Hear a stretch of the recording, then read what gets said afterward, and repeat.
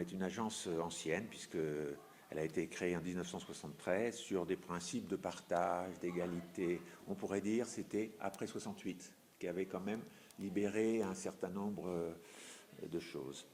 Et donc on est rentré dans cette logique, on pourrait dire post-révolutionnaire, d'égalité quand même si je ne veux pas être trop prétentieux en disant ça.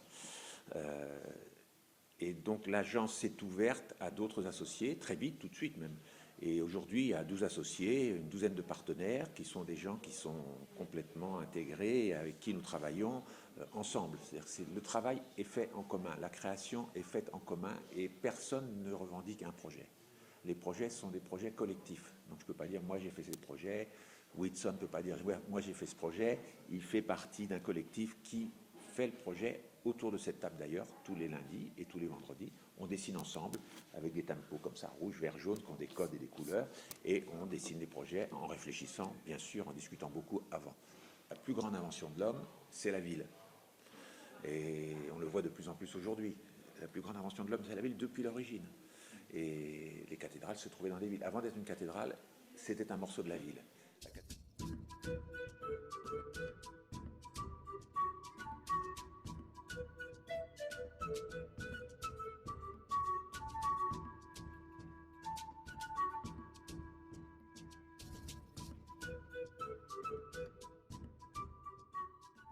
Où commence et où finit le travail d'architecture studio? Il y a 36 solutions. Par exemple, si je me situe dans nos projets à Abidjan, par exemple. Il y a un certain nombre de projets comme le projet de Marc Horry d'urbanisme, qui est un projet qui a été initié par une rencontre avec le maire et les autorités locales de ce quartier de Marc Horry, de discussions, de réunions, de propositions. Et à ce moment-là, on nous a dit, pourriez-vous travailler sur le quartier de Marc Horry, parce que il est ce qu'il est, il faudrait quand même en faire quelque chose, une ville formidable. C'est une envie de tout politique, c'est de faire une ville formidable, la plus belle du monde et la plus significative, et toujours, c'est le propre des politiques, hein, on fait quelque chose. Bon. Et donc on commence à travailler sur ce sujet-là, et on voit qu'en réalité, il faut travailler très pointilliste, petit morceau par petit morceau, parce que dans ces choses qui paraissent insignifiantes, il y a des trésors quelque part. Même dans l'histoire, le Papa Bas, là, qui est le chanteur qui est mort, on était là-bas à ce moment-là, qui était dans un croisement de cette rue où il chantait tout le temps, c'est un lieu de mémoire. Et donc ces lieux de mémoire, même s'ils ont disparu, même si la personne a disparu, même si ce n'est pas construit, sont des éléments qu'il faut conserver dans une ville. Donc il y a des choses qu'il faut conserver parce que c'est la vie sociale, et ça fait partie quand même beaucoup de l'Afrique, et je dirais d'Abidjan, c'est ce rapport aux gens, ce rapport à la vie sociale, et donc ça, il ne faut surtout pas perdre ça en refaisant des schémas occidentalisés. Quand on fait un projet, on se met autour d'une table. Cette table-là, ou la table d'en dessous, qui est un peu plus grande, selon le nombre que l'on est. Et on réfléchit avant de dessiner. Donc on écrit, et on définit les concepts avant de dessiner. Parce que le dessin, le danger du dessin, c'est que quand on dessine quelque chose de très beau, ça peut emmener la décision ou l'approbation. Tandis que la discussion est beaucoup plus délicate. La discussion, chacun est égal dans la discussion. Tandis que celui qui dessine bien a un avantage sur celui qui dessine mal. Mais celui qui dessine mal, il a peut-être des idées bien meilleures que celui qui dessine bien. Donc on fait attention à ça. Et donc on discute, on écrit et on fait intervenir un certain nombre de gens. Alors on essaye, on n'y arrive pas toujours, mais on essaye de faire venir des gens du milieu de la culture, qui peuvent être des artistes, qui peuvent être des éclairagistes, qui peuvent être des écrivains. On travaille aussi avec certains. Voilà. Donc on travaille et on définit les concepts d'un projet avec d'autres. Et on travaille beaucoup en Asie, on a une agence importante en Asie, on a une 50aine de personnes à Shanghai et à Beijing. Donc on est très implanté. Paris et Venise, on a oublié de le dire. Oui, et à Venise. Mais Venise, c'est autre chose. Pour dire quelques mots alors là, sur la Chine et Venise, la Chine était, on y est depuis une vingtaine d'années, c'était une transformation que vous avez tous vue dans les médias, c'est-à-dire que ça s'est construit, ça a démoli, les villes se sont transformées d'une manière incroyable, et donc bruyant, énergie, on ressortait, quand on revenait de Chine, on revenait avec de l'énergie, c'était vraiment, mais avec la tête quand même pleine de bruit, c'était un peu dur. On s'est dit, il faut qu'on fasse une contrepartie à la Chine. Qu'est-ce qu'il y a? Quel est l'opposé de la Chine? On s'est dit Venise. Parce que Venise, il n'y a pas de voiture, il n'y a pas de bruit, c'est des bâtiments qui ont tous 400-500 ans, 600 ans, 700 ans. L'opposé de la Chine. Et donc là, on va à Venise pour prendre un bain de calme par rapport, alors de calme, mais aussi c'est moins excitant quelque part, un bain de culture traditionnelle, classique, par rapport à la Chine.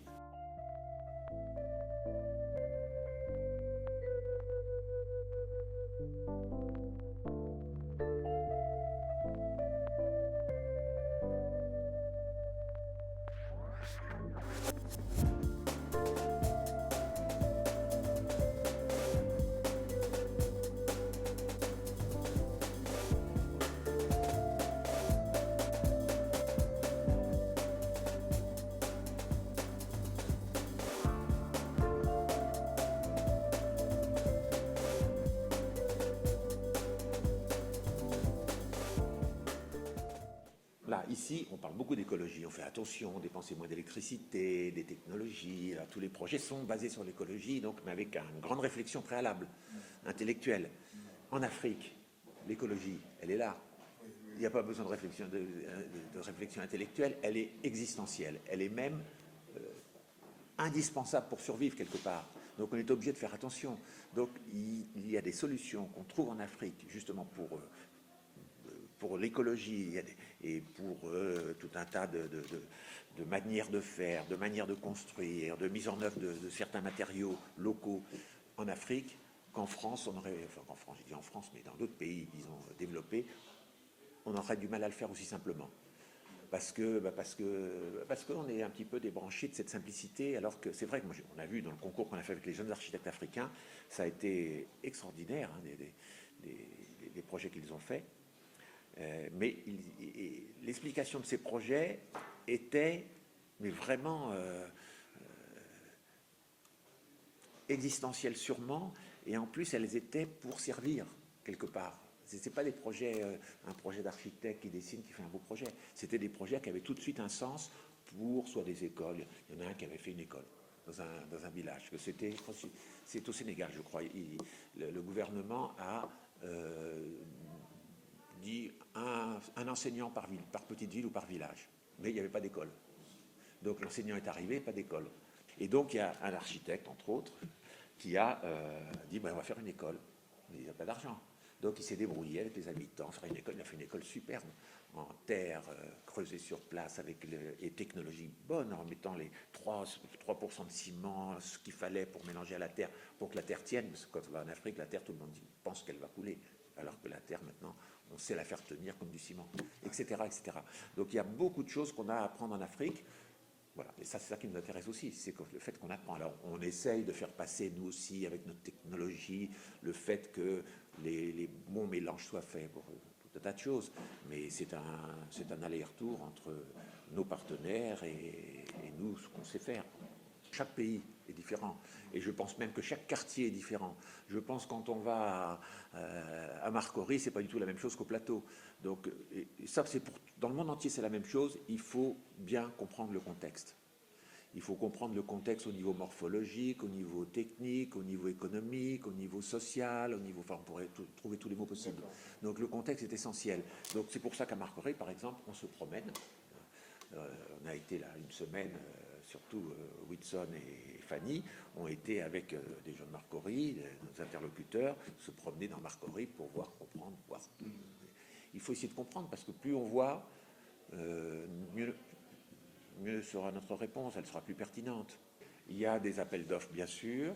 On répond à des concours. Là, on a répondu à un concours au Togo, on a été retenu, on rend le projet dans quelques jours pour des laboratoires techniques.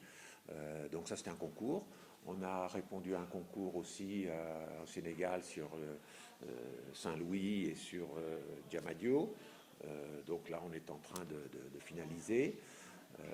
On répond à des concours, mais on a aussi des commandes. Il y a des hôtels, on a étudié des petits hôtels tout à fait passionnants qui vont aller s'implanter dans différentes villes secondaires d'Afrique. C'est ça le concept, des petits hôtels complètement autonomes. Parce que dans les villes secondaires d'Afrique, quelquefois l'électricité c'est un peu difficile, les égouts bien sûr c'est pas évident, l'alimentation, les transports, etc. Donc c'est des petits hôtels construits dans le cas précis avec de la terre, des murs de terre, enfin ils sont très beaux d'ailleurs, mais l'électricité est récupérée par le soleil et l'eau elle est nettoyée par des filtres de restauration et l'eau est récupérée dans la piscine. Enfin c'est un système très autonome, alors là avec des technologies fortes pour un résultat simple d'autonomie. Donc faire des hôtels autonomes, c'est pas mal quand même. Et avec la terre locale. Mais l'Afrique est très branchée au niveau technologie. Moi je vois au Togo, il y a une ministre des nouvelles technologies, je crois qu'il s'appelle Sina Lawson, et je vois que ça fonctionne étonnamment, c'est-à-dire qu'ils ont envoyé aux différents, je sais pas si c'est agriculteurs ou paysans, et un téléphone quand ils n'en avaient pas, pour pouvoir recharger les financements quand ils ont c'est quand même pas mal. Et donc, et vous n'avez pas ça en France. Hein, donc c'est ça, il y a toujours un saut technologique. Les pays qui sont un peu en retard deviennent en avance. Oui, oui. Ça a été comme ça en Chine. Moi je me souviens d'être arrivé en Chine avec des cassettes vidéo, vous savez qu'on a connues là, qui tournaient. Ils m'ont regardé comme ça n'existait pas, ça n'a jamais existé en Chine. Ils sont passés directement au CD. Oui. C'est vrai qu'il y a différentes solutions. Il y a les solutions où on est appelé, il y a les solutions où on fait des concours, et il y a les solutions où nous on propose. C'est-à-dire que nous, si on voit qu'il y a un endroit, à un moment donné, quelque chose qui devient important, intéressant, où on peut faire quelque chose, on fait une étude et on va la proposer. C'est un petit peu ce qui s'est passé à Marcory. Hein.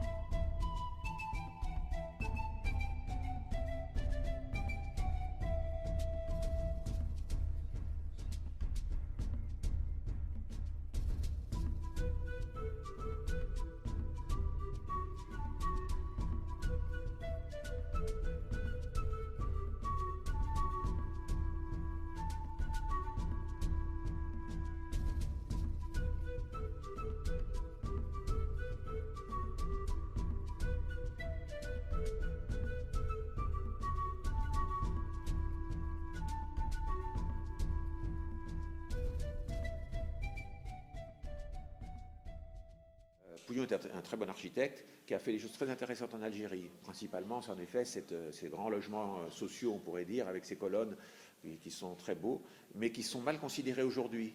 Parce que c'est des gens un peu comme toujours. Quand ce sont des gens pauvres qui habitent, c'est mal considéré. C'est absurde, mais il n'empêche que ce sont des très beaux bâtiments. Et d'ailleurs, on avait créé un mouvement en mars 1976 qui était participation, dont le thème était participation des habitants à l'élaboration de leur cadre de vie. Et ça a été un mouvement important. Et c'est vrai qu'aujourd'hui, d'ailleurs, on voit bien en Afrique, le concours qu'on a fait pour les jeunes Africains, vous verrez que dans les townships ou dans les endroits de ce type-là, les architectes sont venus avec les habitants, se mettaient autour d'une table avec des petits bouts de maquettes et les gens dessinaient leur ville en commun. Et alors, évidemment, les architectes étaient là comme enseignants, on pourrait dire, comme animateur social. Mais oui, oui. Non, mais pas du tout.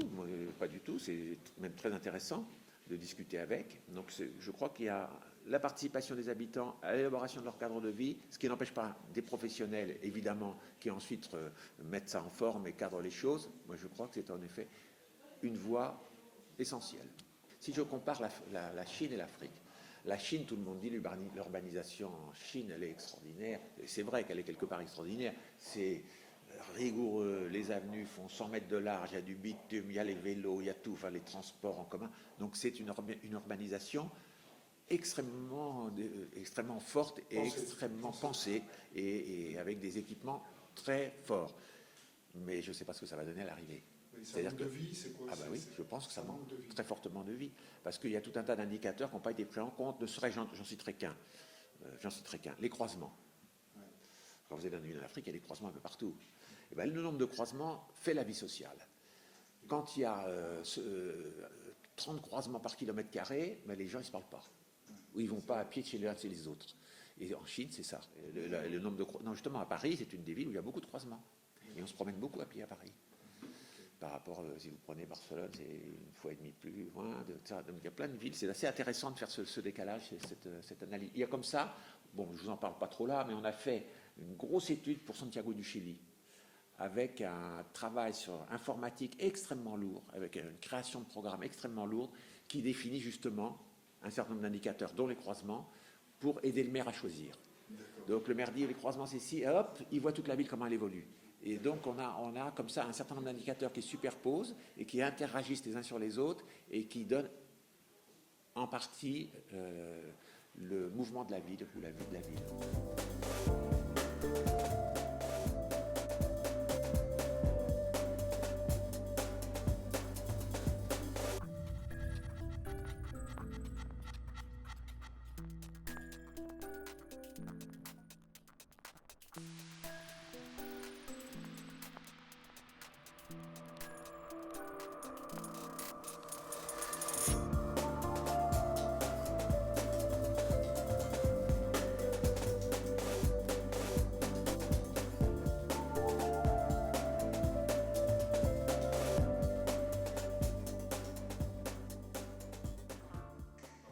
Alors, est-ce que l'urbanisation des villes africaines pose un problème particulier? Par rapport à l'Afrique, quand même, une des choses extrêmement intéressantes, quand même, pour nous, c'est que l'Afrique est un pays de langage oral. Oui, communicant. Alors que nous, on est dans la langue écrite depuis longtemps, Oui. et cette langue écrite nous a fait perdre la sensibilité, justement, le rapport aux sentiments des uns et des autres. Donc on a beaucoup plus de mal quand on est complètement rationnel, ce qui est une qualité d'être rationnel. Je ne veux pas du tout critiquer le rationalisme. Mais oui, non, c'est pour tout. C'est une société rationnelle, ça va. Mais ceci dit, là, le plaisir de la rencontre et le plaisir de la parole est quand même une chose qu'on a trop perdue, à mon sens. Et donc, aller en Afrique, c'est quand même tout à fait génial parce que on a des discussions, des paroles, c'est beaucoup plus. Je ne dis pas que c'est plus profond, mais c'est en tous les cas plus direct et plus naturel et plus franc. Ce que j'aimerais, c'est que Archidio continue à évoluer, à travailler, qu'il y ait une transmission. Ça fait partie d'ailleurs de nos gènes, la transmission. D'ailleurs, l'expo qu'on fait à venir en ce moment s'appelle Mission Transmission. C'est le thème de l'expo. Donc, Mission Transmission. Notre mission, c'est de transmettre. Aussi, il y a d'autres choses, mais transmettre, c'est tout à fait capital. Donc, Archistudio, c'est plus simple parce qu'on est là, donc ça va se perdurer ou pas perdurer, on ne sait jamais, on ne sait pas. Ça va perdurer, je suis sûr que ça va perdurer. Et donc, si ça perdure, j'en serais ravi.